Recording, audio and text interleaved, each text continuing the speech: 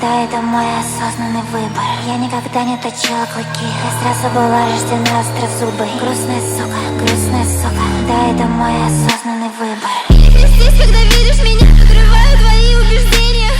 Больше твой день своим блеклым лицом не волнуют твои возмущения. Дикие псины боятся меня, я огня, это не совпадение. Сижу и блюю на твой мраморный пол, ставя зубы на день отражения. Перекрестись, когда видишь меня.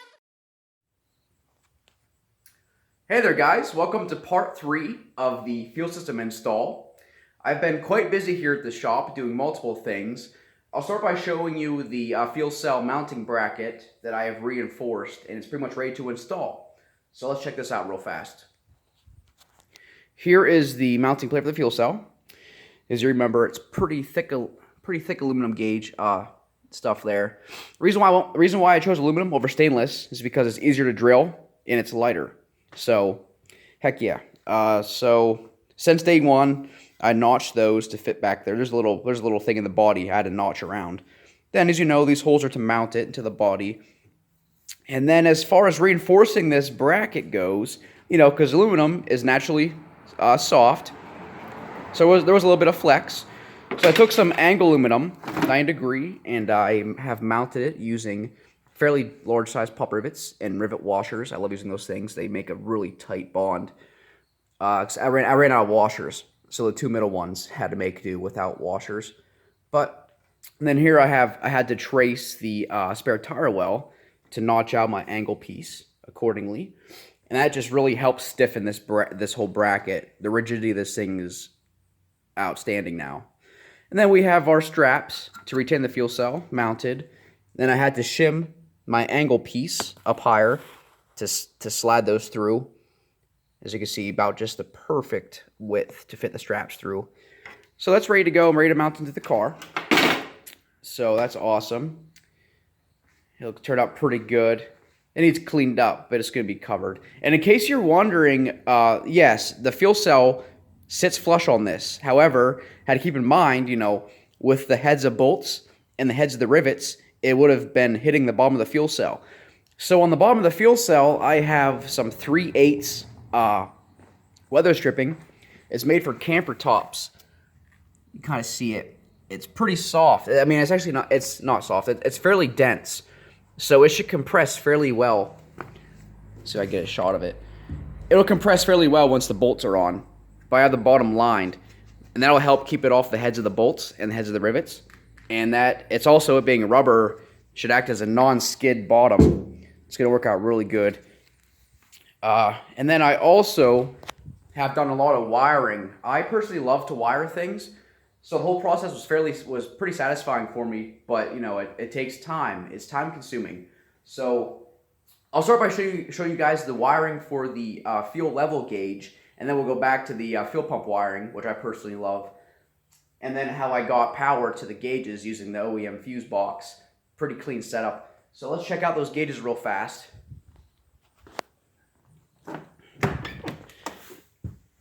Yes, the interior is a mess as I'm working. It's all apart, as you can see. Anyway, this is the back of the fuel level gauge, and this is the back of the coolant temp gauge.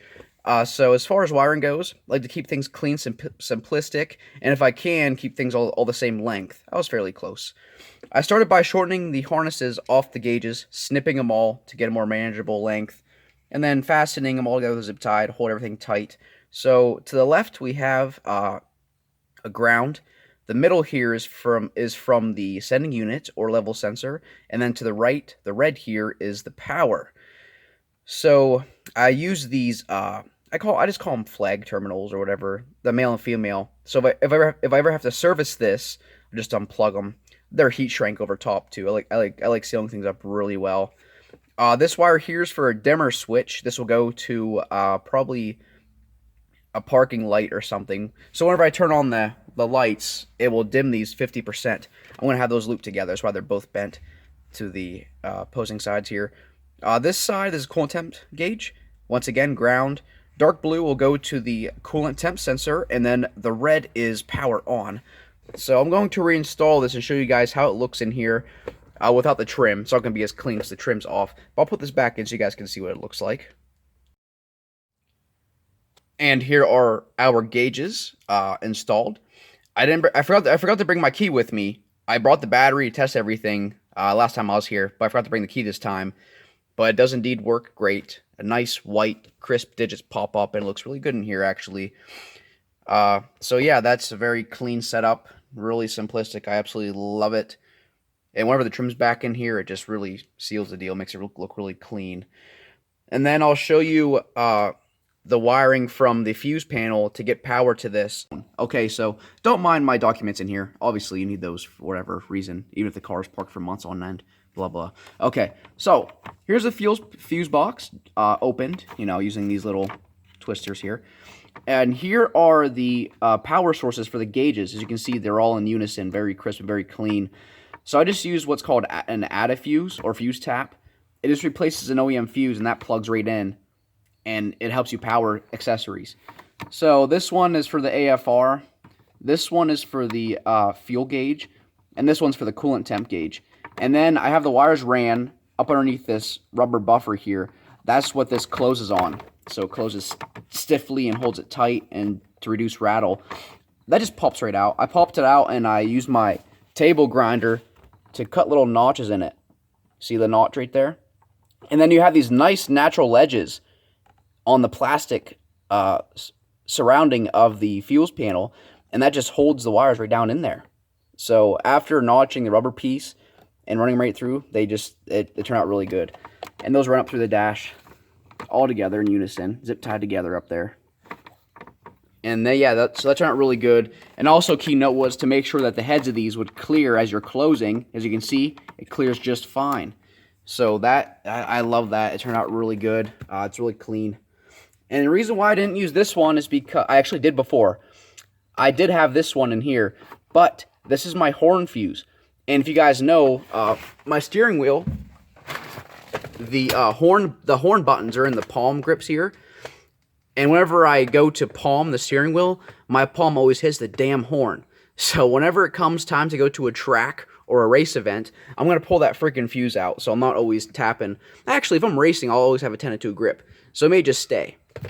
This would have been more of a hassle to remove the add-a-fuse, pull it out, put it back, you know what I mean? So I just left the horn alone. So I want to close this back up now. Oh, a little hard one-handed. That just twists over. Then one on this side too, just like that. Now it's nice and tucked. All of our power sources are nice and protected. Awesome. And now we'll go back to the rear here, and I'll show you guys the fuel pump wiring.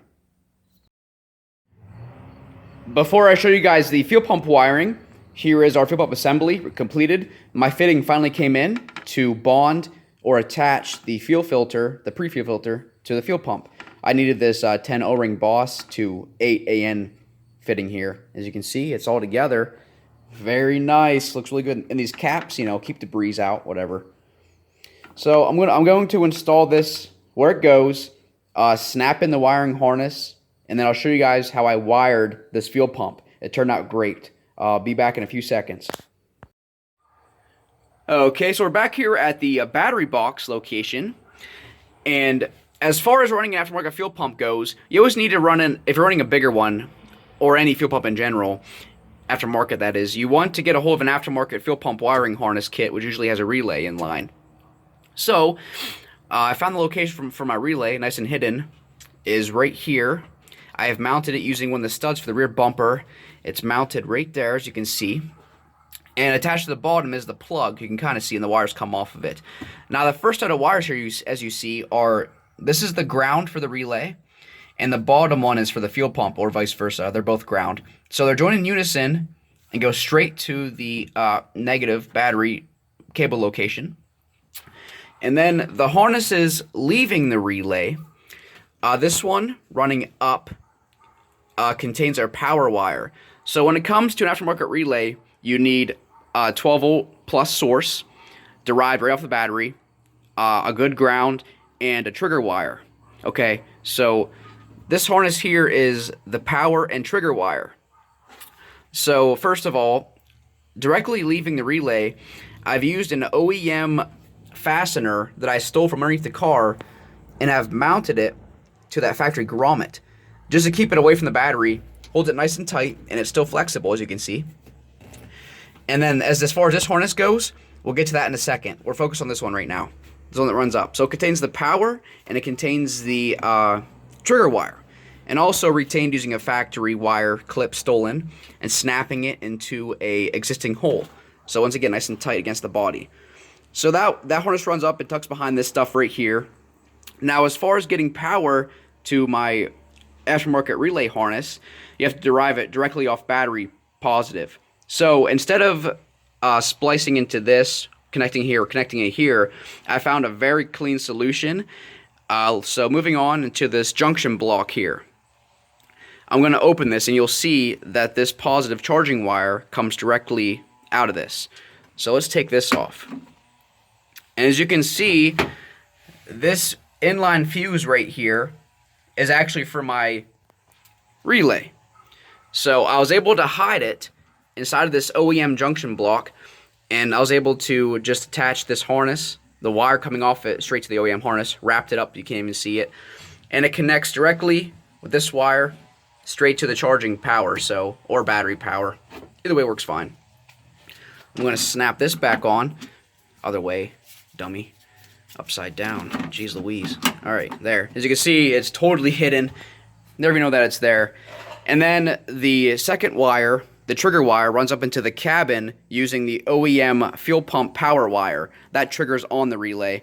And then the whole goal of these aftermarket harnesses is so you have sufficient power to your aftermarket fuel pump. They have thicker gauge wires, and they're able to convert power from the charging system, so you get your full 14 volts, just as the OEM setup is, but it's a beefier system, so you're not melting OEM wires.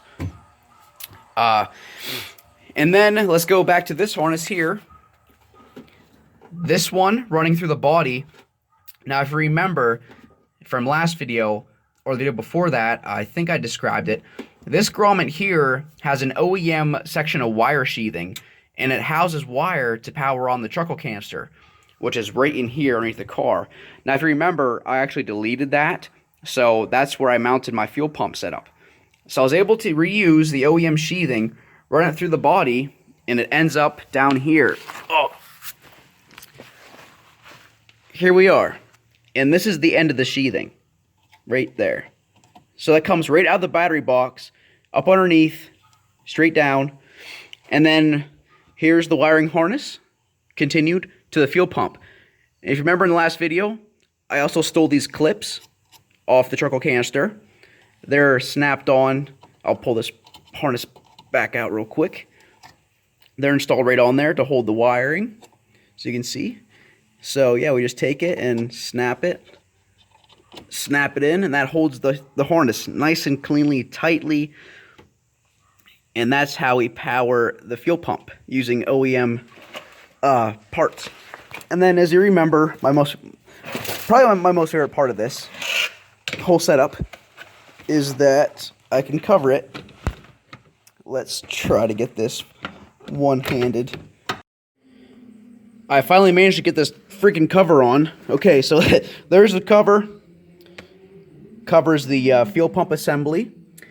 And as you know, we're missing a giant cover here, which is this fender liner, and that will cover the rest of it. Snaps in all the way up to here. So it's going to be totally sealed off. Works amazing. Love it. So I'm going to pull this back down until future. There we go. And then also, since we're covering things, alright, I'm going to show you something else that's satisfying. Our battery and aftermarket fuel pump wiring setup. Look what I have here. The battery cover. Blink. Nice and sealed off and housed. The only key indicator that you would know that there's an aftermarket fuel pump, besides the fucking fuel cell in the trunk, it's plain as day, would be this wiring running up here. But all in all, it turned out really clean. No excessive wires hanging or anything. That's what I'm all about, buddy. Simplicity. Also had to notch the back of this, but that's okay to snake that up through. But it is what it is. Turned out pretty good. A little notchy notch. Alright, and I got something else in stock, not in stock, something else in, as you can kind of see a glimpse of it here, is my subframe brace. So we'll talk about that here too. Let me get the fuel cell back in and we'll take a glimpse at it. Before I show you guys the brace, the last section of wiring I've done is the wiring to the sending unit. This is what tells me the level of fuel in here. As you can see, once again, very simplistic, very clean. The signal from the sending unit, and this is ground, running in unison, excuse me, heat shrink, bent down around the fuel cell, runs up and tucks underneath this box and continues on right there. Once again, I stole some factory wiring harness retainers, heat shrank it on and snapped it into the body with existing holes, runs up and goes inside the cabin behind that bushing there, so it's nice and tight. Turned out really good. Okay, but here's our brace. It looks pretty sick. It's also about functionality here. This brace is going to stiffen up the subframe mounts from underneath the car. And then a bonus, the brace also helps stiffen up the strut mount. As you know, they have problems with these cracking, same as the front. The back also does it. Helps stiffen that up a little bit. So that's in and mounted. Looks really good. Also got the fittings mocked up for the return. We're on a 90 here and a 45 down there. These are both 45s for the vents, because when you're venting a fuel cell, you usually want to include a loop in the hose so fuel can't slosh out and just pour right to the ground, you know, or clog up your line. So you always take a section of hose or hard line and bend a loop so the fuel has trouble trying to leave the cell, because you don't want that. So yeah, the fuel cell's in, brace is in, turning pretty good so far. Got a lot of work done. And then as far as the grounds, the ground for the level sensor and the ground for the gauge, you want them to be grounded at the same spot for most accurate readings. So I'll show you where I grounded them. So the grounds, they leave the trunk. Actually, the ground and the signal wire to the gauge are right here. Yes, it's a mess, I'm sorry. It's going to be wrapped in this harness, runs down, wrapped into here, and they go up right to the carpet, and they are here. Here are the grounds. They're twisted together right there. So one wire is for the sending unit and the fuel cell, and the other wire is for the gauge. So they're both grounded together for most accurate readings. This other section back here, I redid my wiring for the AFR gauge. We have the ground for it and the ground for the logging port, which this is my logging wire here. That's to log my AFRs. That's tucked in there. So there's like I think it's a DB9 to USB connector in the back of that sunglass holder snapped in. So you need to ground that. So I just, once again, I took the ground from that and the ground for my AFR, looped them real tight, and then ran them to that. So those are both really good grounds. Be covered with the B pillar and stuff. And one more thing I forgot to include. School bus.